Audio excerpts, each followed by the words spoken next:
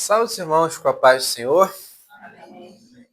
Façamos então a leitura bíblica, pedir aos irmãos que fiquem de pé. O texto que nós vamos ler hoje se encontra no Evangelho de Jesus Cristo, segundo escreveu o apóstolo João, capítulo 9. Nós vamos ler do versículo 1 ao versículo 12. Repetindo, o Evangelho segundo escreveu João, o capítulo 9, do verso 1 ao verso 12. Façamos então a leitura do texto.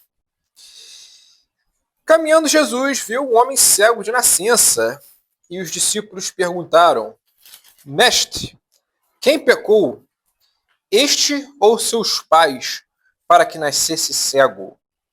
Respondeu Jesus: Nem ele pecou, nem seus pais, mas foi para que se manifestem nele as obras de Deus.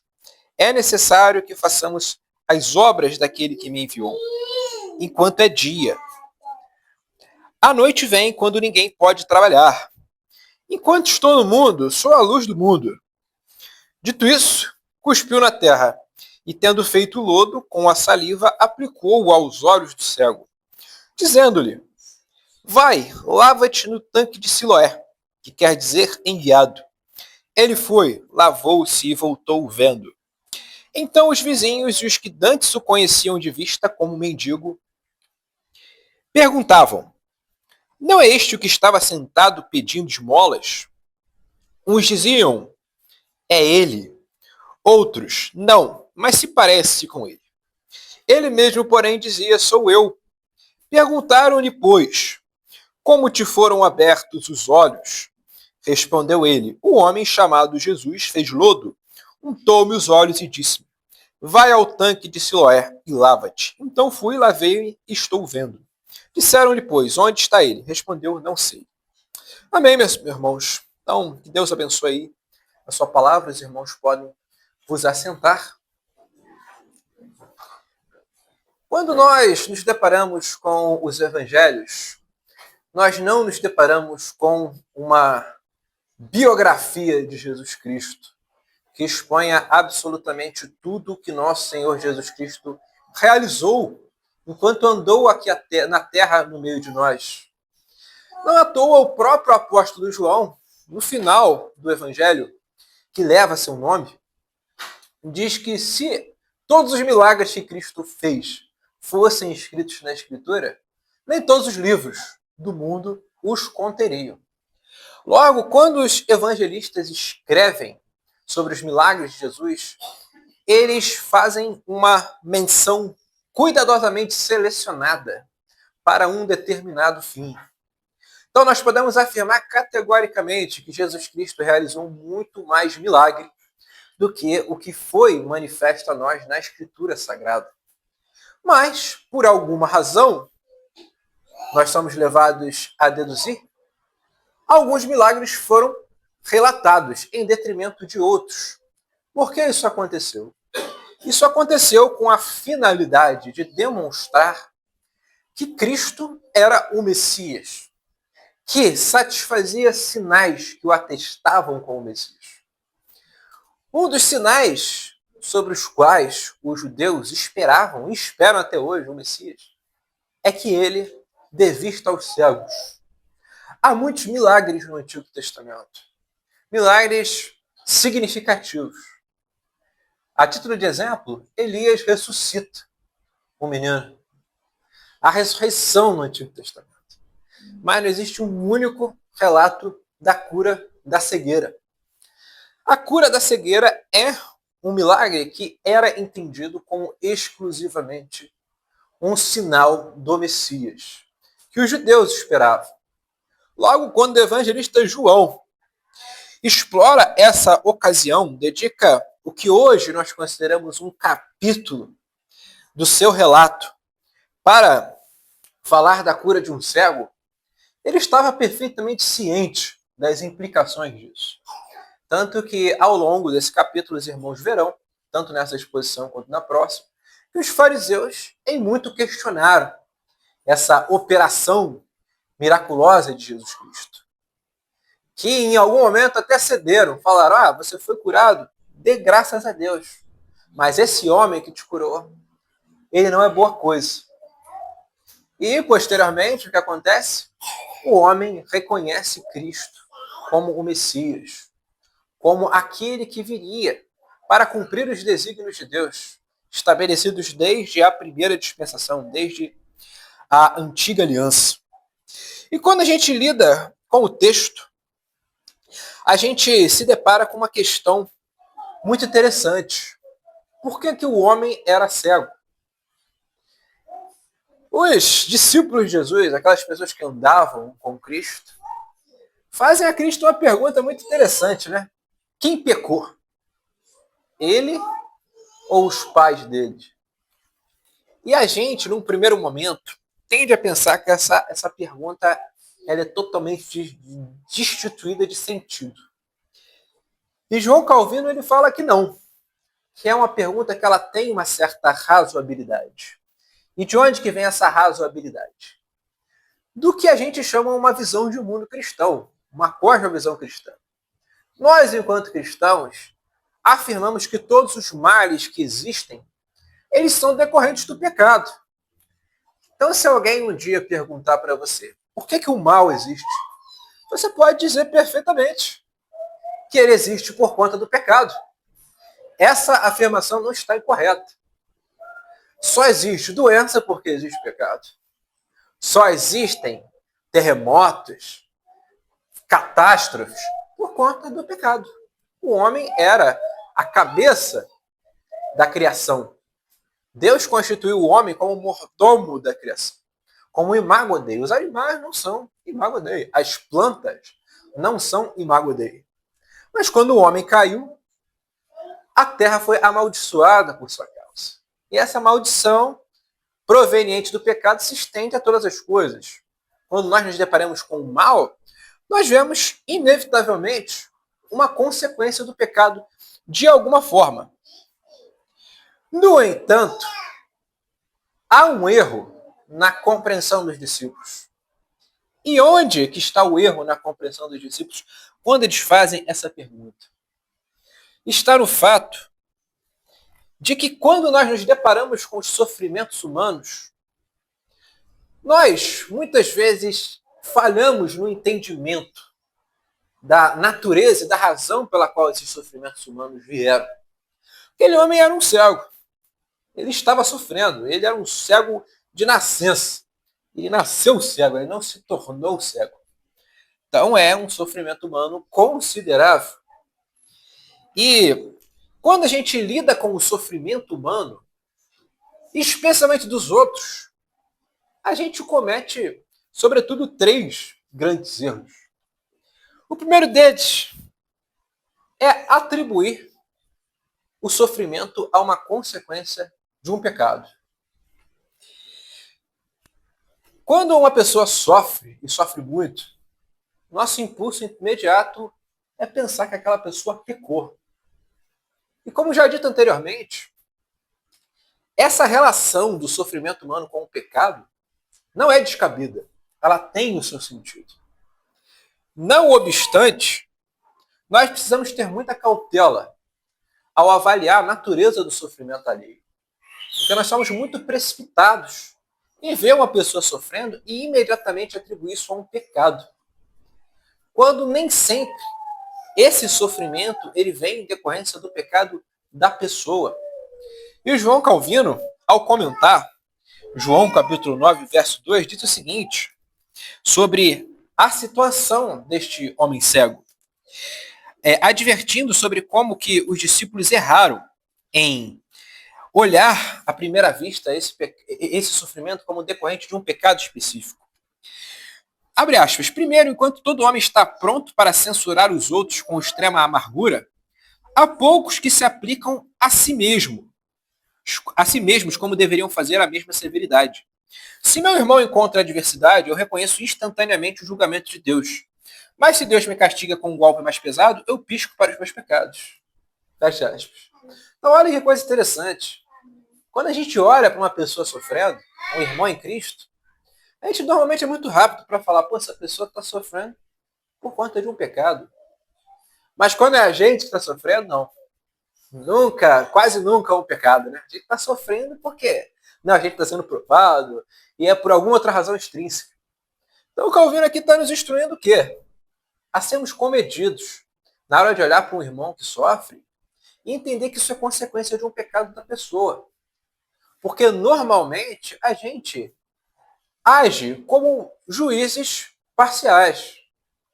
Existe um texto da Bíblia que é muito deturpado, que é o não julgueis. As pessoas hoje usam o não julgueis para permanecer no pecado e não serem confrontadas. Não obstante, quando Cristo diz para nós não julgarmos, para não sermos julgados, ele fala exatamente nesse sentido. Ele fala que com a medida com que julgarmos, nós seremos julgados. E a gente tende a julgar o outro com muito mais severidade do que nós julgamos a nós mesmos. Então, quando é a gente que sofre, a gente fala, não, isso é uma provação. Isso é para Deus, de alguma maneira, me aperfeiçoar. Mas agora, quando é o outro, a gente joga sempre por conta de um pecado da pessoa. Ou muitas vezes, pelo menos, a gente joga por conta de um pecado da pessoa. Como os discípulos fizeram aqui com esse cego. Segundo, nós com frequência confundimos o julgamento de Deus sobre alguém com o ódio de Deus sobre essa pessoa.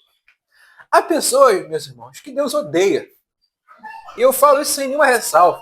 Você pega as nossas versões bíblicas contemporâneas, muitas vezes a Bíblia diz que Deus aborrece.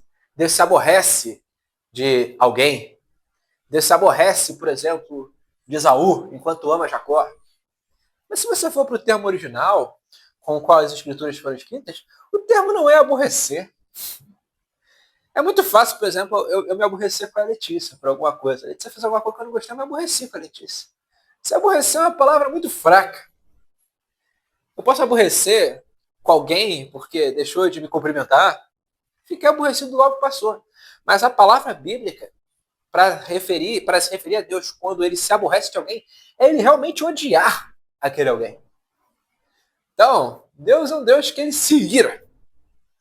A gente, por uma série de questões, tende a atribuir Deus somente ao amor. Parece que é o único atributo de Deus que existe para o mundo moderno.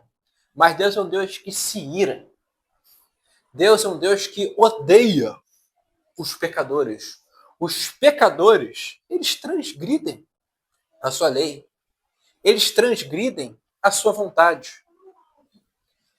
E nós tendemos a confundir os julgamentos de Deus em relação a alguém como se Deus odiasse essa pessoa.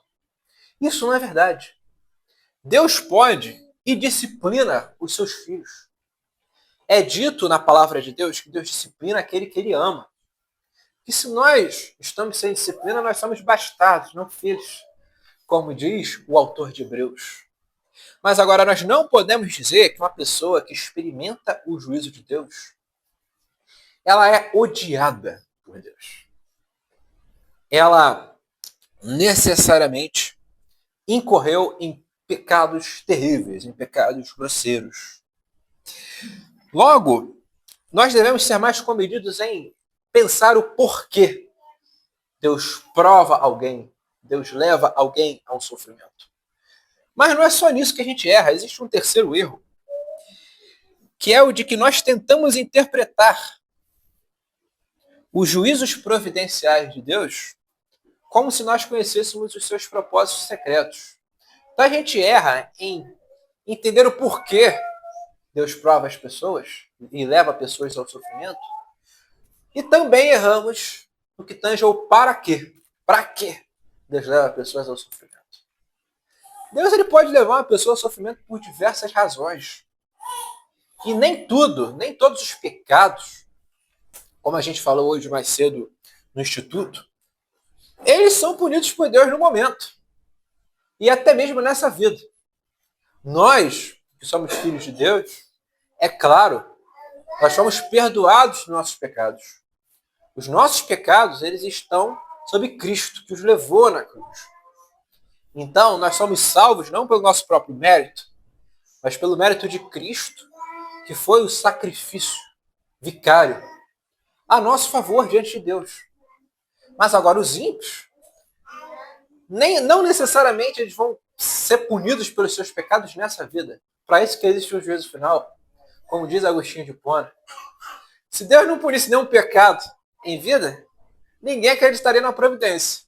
Mas agora, se ele punisse todos os pecados na nossa existência terrena, o juízo final perderia o sentido. Então, como que Deus pune? Por que Deus pune? Como ele Deus pune? Isso só cabe a ele. E sabe quem que isso tudo me lembra? O caso de Jó.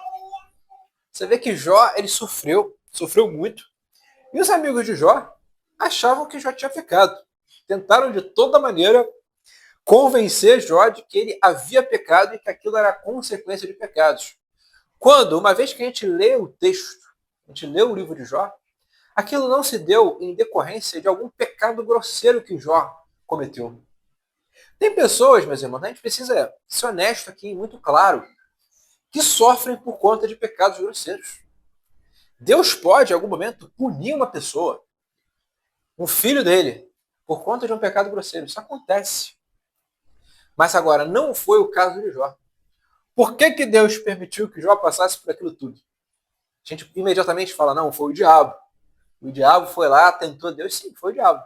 Mas o propósito de Deus, que é maior do que o diabo, é que Jó ele tivesse a sua piedade demonstrada. Nós vemos que, ao findar de todo aquele sofrimento, Jó diz que antes eu te conhecia de ouvir falar, mas hoje meus olhos te contemplam. Deus aparece a Jó em teofania e assim Jó é aperfeiçoado. Jó sai de todo aquele sofrimento melhor do que ele começou. Então a gente vê que Deus tinha um propósito no sofrimento de Jó. E ele executa esse propósito na sua soberania. E feitas as considerações sobre esses 3 erros que a gente comete ao avaliar o sofrimento de irmãos, nós devemos nos atentar à resposta que Cristo dá à pergunta dos discípulos. Porque os discípulos perguntaram, quem pecou? Esse ou o pai dele? Ou os pais dele, para ter nascido assim? E Cristo ele direciona o olhar dos discípulos para os propósitos de Deus. Não para uma investigação especulativa de o que gerou aquilo lá, o que gerou aquela cegueira. Cristo diz, isso aconteceu, esse mal aconteceu dentro da providência divina, para que as obras de Deus fossem manifestas. Então o Cristo ele responde a partir da providência de Deus. Deus providencialmente permitiu aquilo para que as obras de Deus fossem manifestas. João, como nós dissemos no início, não narra esse milagre simplesmente para afirmar que Cristo fazia milagres, mas demonstrar o fruto e as consequências desse milagre, que é a atestação de que Cristo é o Messias. Eu tenho entrado em algumas controvérsias recentes do ponto de vista teológico sobre a questão dos milagres, as operações extraordinárias de Deus hoje. E muitas pessoas vão falar, a tradição reformada é sensacionista. E de fato, tem um sentido né, sensacionista. No sentido de que os milagres que Cristo desempenhou para fins de atestar a sua, como eu vou dizer, o seu papel enquanto Messias, eles cessaram. Esses milagres que são narrados na Escritura, eles têm um propósito, muitas vezes, que é o de demonstrar que Cristo era o Messias. Esse tipo de manifestação extraordinária que veio a ser escrita e tornada canônica, cessou, de fato. E esse texto que nós estamos lendo é uma manifestação clara disso. Cristo foi e realizou o milagre, e João relatou o milagre para fim de que nós lêssemos e soubéssemos que em Cristo nós temos o Messias. Mas eu tenho certeza que você que já leu esse texto ou pela primeira vez teve contato com ele aqui na nossa exposição, deve achar interessante, né, a pergunta dos discípulos. Porque é dito que o homem era um cego de nascença. E os discípulos eles perguntam o seguinte, mas quem pecou, esse ou os pais deles? Assim, como que alguém pode ter pecado antes de nascer? Eu pergunto para vocês. Como que o homem ele pecou para ser cego? Porque a pergunta dos discípulos é assim: primeiro, ou foi os pais deles, ou foi ele mesmo. Sendo que ele nem tinha nascido, que pecado que ele cometeu. E sabe uma coisa interessante? Que muitos de nós, por desconhecer todo o panorama do Novo Testamento, desconsideramos. A gente olha para o mundo de hoje, as pessoas creem em várias coisas, né? Algumas muito absurdas. Você vê por aí cientologia, você vê gente acreditando em reencarnação, acreditando em umas coisas muito esquisitas, para dizer o mínimo. E nos dias de Jesus isso também existia. Existia muita crendice. Quando Alexandre o Grande, para quem gosta de história, ele dominou boa parte do mundo conhecido, você teve a partir dali o fenômeno do helenismo. A cultura grega ela foi exportada pelo mundo. As pessoas começaram a ler os filósofos, né, ter contato com os poetas gregos. E assim, isso foi mudando a mentalidade do mundo. E foi assim que a Grécia veio a se tornar o que é até hoje, enquanto um paradigma cultural. E as pessoas nos tempos de Jesus, elas conheciam crenças como, por exemplo, a transmigração do filósofo Pitágoras. A gente falou um pouco sobre Pitágoras na aula do Instituto. Pitágoras ele acreditava que as almas dos homens elas podem transitar entre corpos. É dito que em determinado momento o filósofo Pitágoras, que viveu coisa de 4, 5 séculos antes de Cristo, ele viu um homem batendo num cachorro. Aí ele chegou para esse homem que estava batendo no cachorro e falou: você não pode bater no cachorro. Sabe por quê? Porque esse cachorro aí é um amigo meu que morreu. E eu reconheço no latido dele o gemido do meu amigo. Esse tipo de crendice existia no tempo de Jesus. E tinha pessoas que levavam isso em consideração. Então, nós não devemos estranhar de todo que existissem concepções muito erradas sobre o que acontece depois da morte, o que ocorre com as almas. E sabe qual que é o nome desse pecado? Existe um pecado aí. E eu acredito que nós, cristãos do século XXI, precisamos começar a falar desse pecado, que é um pecado muito frequente, que é o pecado da curiosidade. Hoje em dia a gente tende a ver curiosidade como uma coisa boa. Foi legal você ser curioso, você investigar as coisas, você procurar saber mais das coisas, procurar aprender mais. E aqui eu não me refiro a esse tipo de curiosidade. Eu me refiro a uma curiosidade que tem até a ver com isso, mas que vai além de simplesmente você se interessar pelas coisas e procurar saber mais delas. É a curiosidade especulativa, de querer saber o que não nos é dado saber. O homem, no seu desejo de saber aquilo que não lhe foi manifesto, cria teorias, cria especulações. Por que você acha que os gregos falaram sobre a vida após a morte? E tantas pessoas hoje especulam sobre a vida após a morte. Curiosidade. Desejo de ir além do que nos foi revelado. A Escritura Sagrada ela diz, no livro de Deuteronômio, que as coisas encobertas são do Senhor. Mas as reveladas, Deus deu aos homens. Deus manifestou aos homens. Nem tudo nos é dado saber. E esses discípulos aqui, que fizeram essa pergunta, eles estavam cheios de curiosidade para dar lugar a uma teoria dessa que não tem respaldo bíblico. E olha o que o João Calvino vai falar, né, sobre essa circunstância de uma menção ao homem ter pecado antes de nascer. Abre aspas. Somos ensinados por este exemplo que devemos ser extremamente cuidadosos para não empurrar nossas investigações para os julgamentos de Deus além da medida da sobriedade. Mas as andanças e erros do nosso entendimento se apressam e nos mergulham em abismos terríveis. Então esses homens eles entraram no abismo terrível.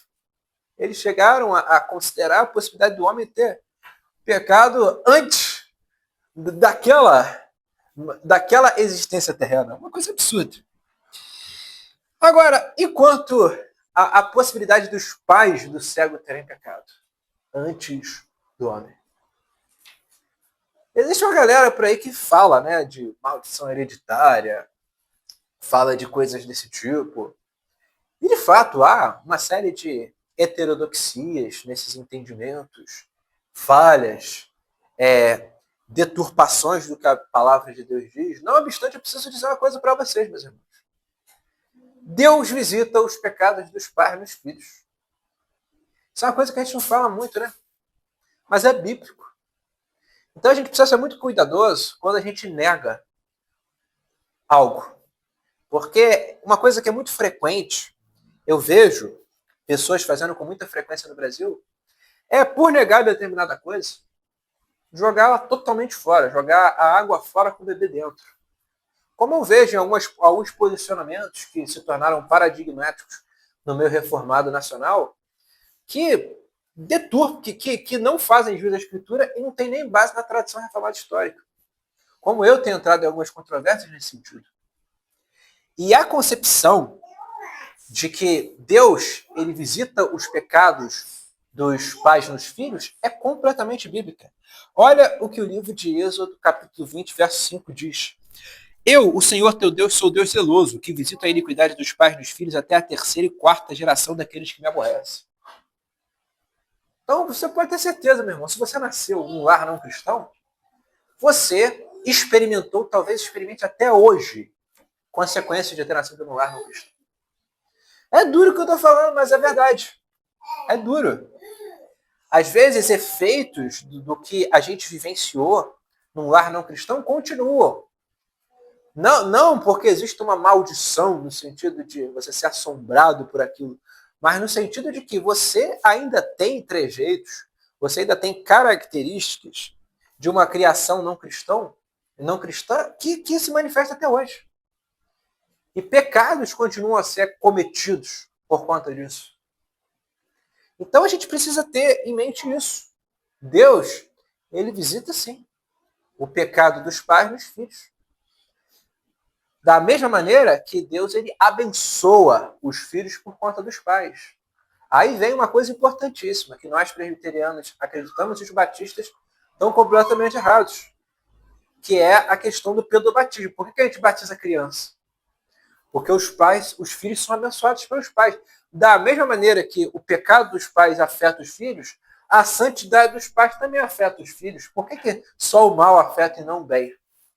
Então, quando a gente está batizando uma criança, quando a gente pratica o batismo infantil, a gente está fazendo isso. A gente está publicamente, através de um sacramento, expressando que uma criança está inserida no pacto da graça. É isso, assim como a circuncisão. No Antigo Testamento, um menino nascia dentro da aliança, ele era circuncidado, para mostrar que ele estava inserido dentro da nação de Israel, que era a nação que tinha uma relação pactual com Deus, exclusiva, como povo eleito de Deus. Então a gente precisa entender que sim, existe uma relação entre os pais e os filhos. Agora, era o caso deste homem cego?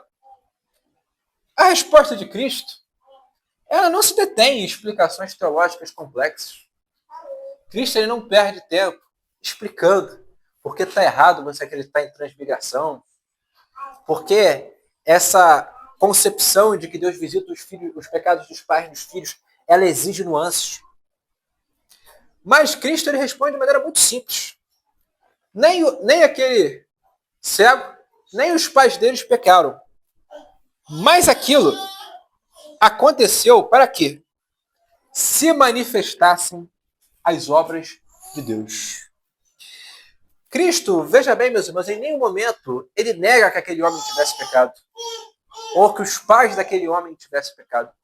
Mas ele não atribui o fato daquele homem ser cego a pecados, sejam dele, sejam dos pais dele. Aquilo havia acontecido para que se manifestassem as obras de Deus.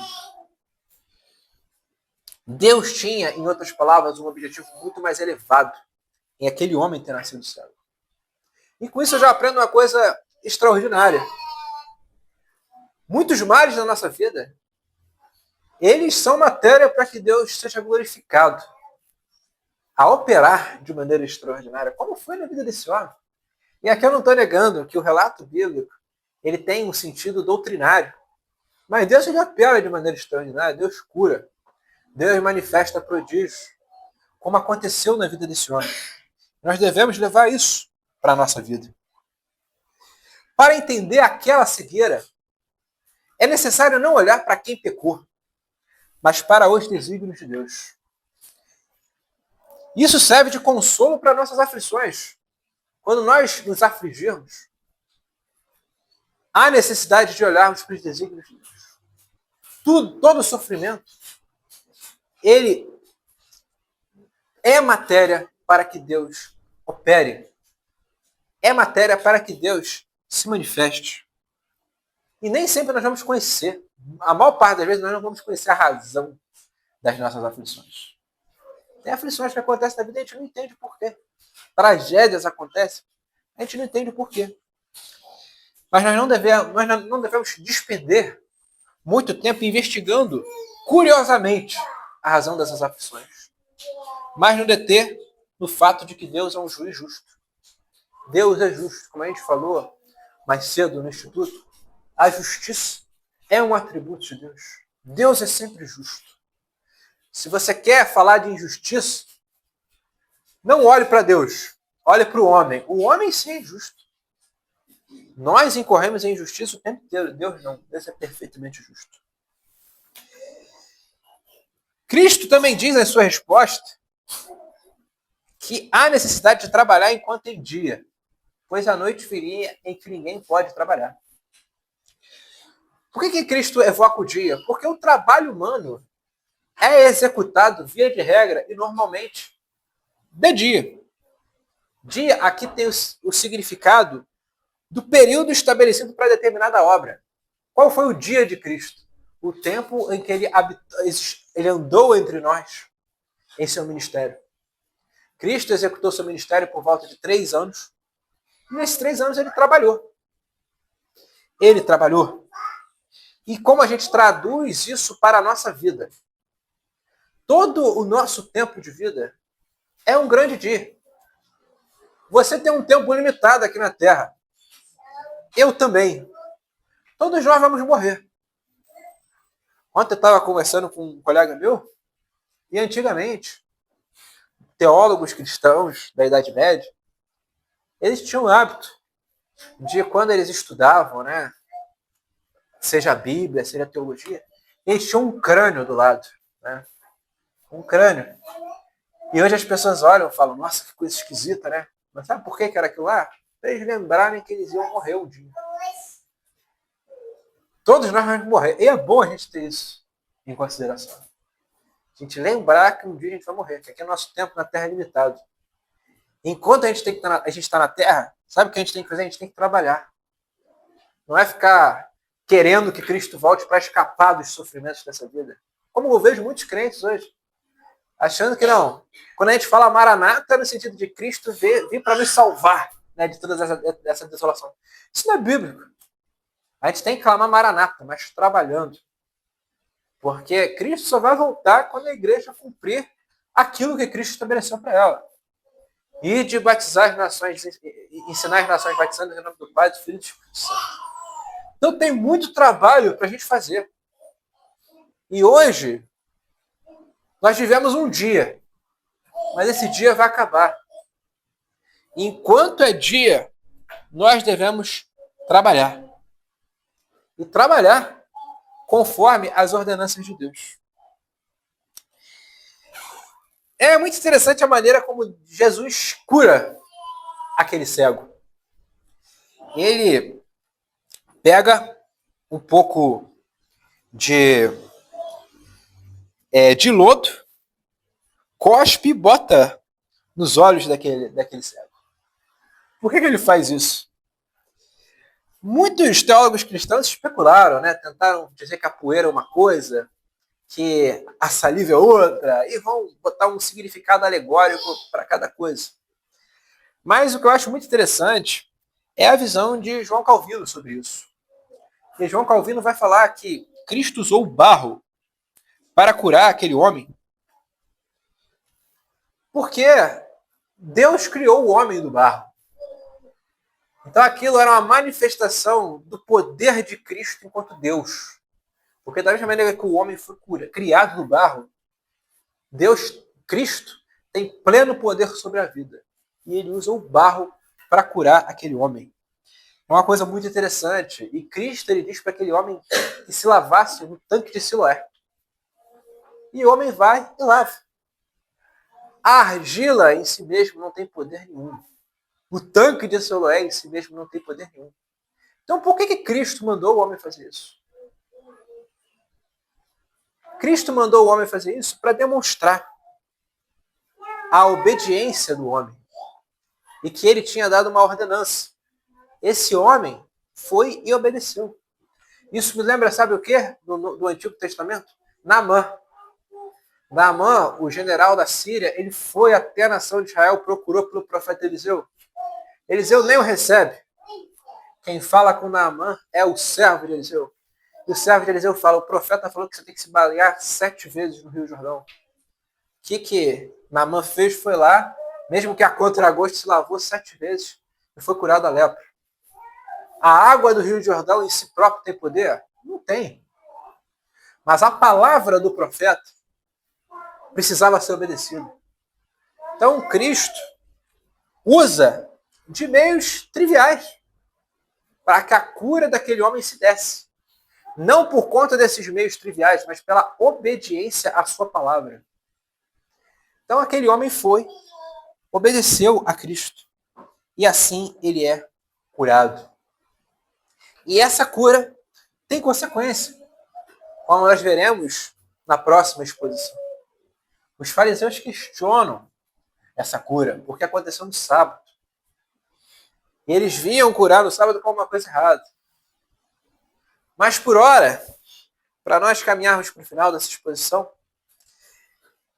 eu trago 3 grandes lições a partir dessa passagem, dentro do que a gente falou. A primeira delas é não presuma conhecer os propósitos de Deus. A gente não pode decifrar a providência. Há um instinto, mediante o coração pecaminoso do homem, a antiga natureza do homem, uma vez que nós somos regenerados, de querer entender os propósitos de Deus no sofrimento.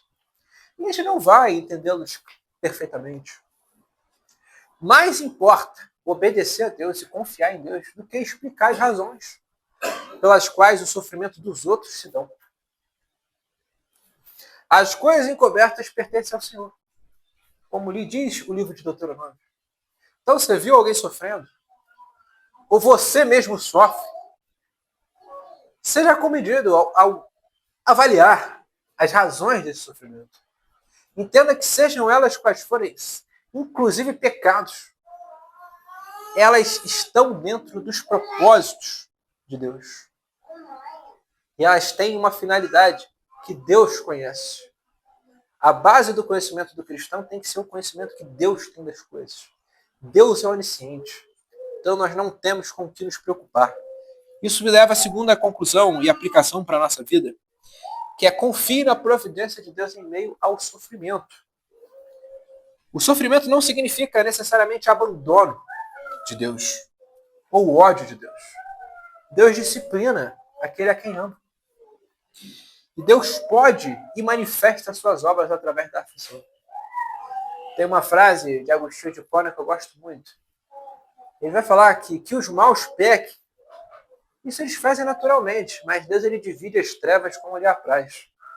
Nós pecamos, nós cometemos pecados, mas Deus ele é Senhor também sobre as trevas. O Senhor sobre as trevas não é Satanás. Satanás ele só quer destruir. Ele quer destruir, quer corromper, quer fazer o mal, mas Deus ele distribui, ele organiza as trevas para que os seus propósitos sejam cumpridos. E terceiro, esse último muito importante, enquanto é dia, obedeça e trabalhe. Você e eu, a gente tem muito trabalho para desempenhar. E muitas vezes a gente deixa de trabalhar por preguiça, porque tem outras coisas a serem feitas, porque nós estabelecemos outras prioridades. E até Cristo, o Verbo de Deus encarnado, ele entendeu a urgência do trabalho, a necessidade de trabalhar. Nós não devemos ficar paralisados, tentando descobrir o porquê das coisas ruins. Por que essa coisa ruim aconteceu? Por que aquela outra coisa ruim aconteceu? Não. A gente deve trabalhar em cima do que Deus já revelou. Tem muita coisa que Deus não revelou, que é a razão pela qual muitos, pela curiosidade, investigam, especulam. Mas, em contrapartida, também tem muita coisa que Deus revelou. Em cima do que Deus revelou, a gente tem muito a trabalhar. A gente tem muito a fazer. Cristo toma a iniciativa por curar esse cego. Esse homem, não é dito que ele tinha fé em Cristo. Cristo estava andando e os discípulos o indagam. Quem pecou esse ou seus pais para que nascesse cego? Cristo responde de maneira muito objetiva. Nem ele, nem os seus pais. Mas isso aconteceu para que se manifestassem as obras de Deus. E ele vai e cura aquele homem. E Cristo tomou a iniciativa de curar aquele homem. Tem ocasiões que são diferentes, né? Tem ocasiões que a fé cura. Você vê a mulher do fluxo de sangue. Ela foi lá, tocou na orla da veste de Cristo e foi curada. E Cristo diz, vá, tua fé te salvou. Mas agora, nesse caso, não. Cristo vai e toma a iniciativa de ir até aquele homem e o curar. E de maneira análoga, é a nossa salvação. Quem toma a iniciativa de nos salvar é Cristo. Mas o que aquele homem fez? Ele obedeceu. Então que nós venhamos obedecer a Deus. Eu aprendo com a obediência desse homem, que tendo